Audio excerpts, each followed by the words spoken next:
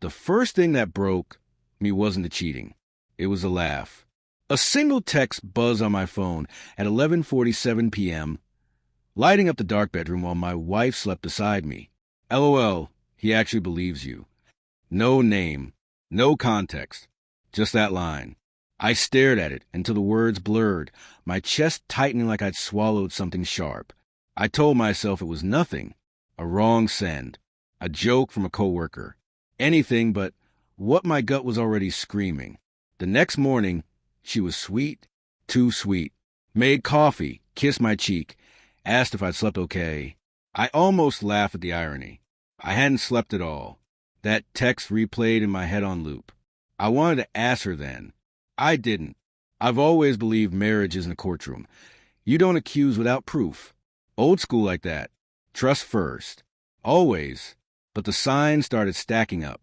She began guarding her phone like it was a secret diary. Screen face down. Notifications silenced. If I walked into the room, conversations ended mid-sentence. She said work was crazy lately. Her boss, Mark, was under pressure. Deadlines. Late nights. Team bonding dinners I wasn't invited to. Missed calls became normal. Excuses smoother. Her laugh, once warm and easy, felt rehearsed. One night, I picked her up from a company event. When she got into the car, she smelled different. Not perfume. Confidence. The kind you wear when someone else just told you you're special. Good night. I asked. Productive, she said, smiling at her phone. I didn't see the message, but I heard the buzz. Then the laugh. Same laugh. A week later, the truth didn't explode. It leaked. She left her laptop open while showering. I wasn't snooping. I was just closing tabs.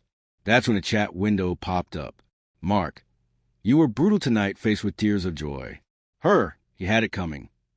Mark, still can't believe he doesn't see it. Her, that's why this works. My hands went cold.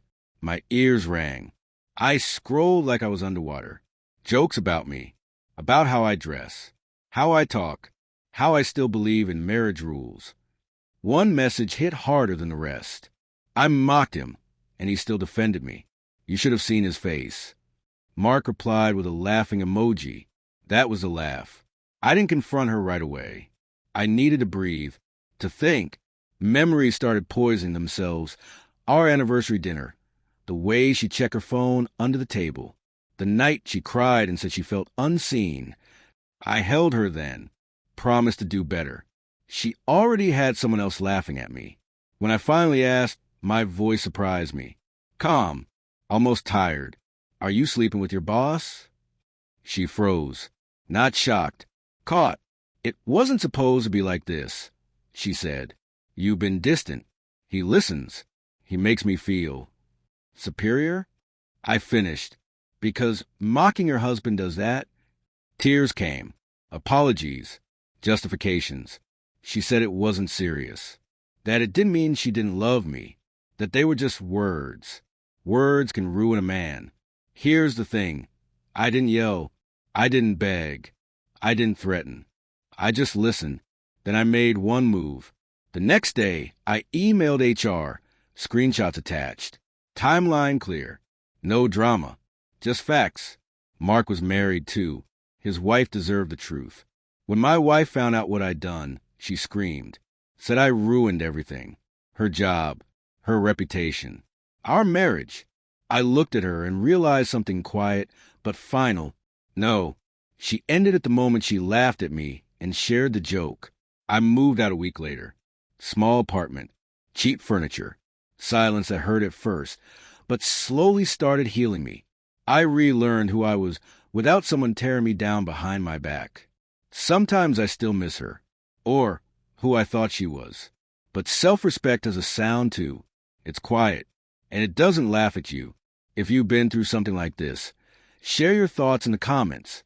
You're not alone. And if you haven't yet, subscribe. Some stories don't just entertain.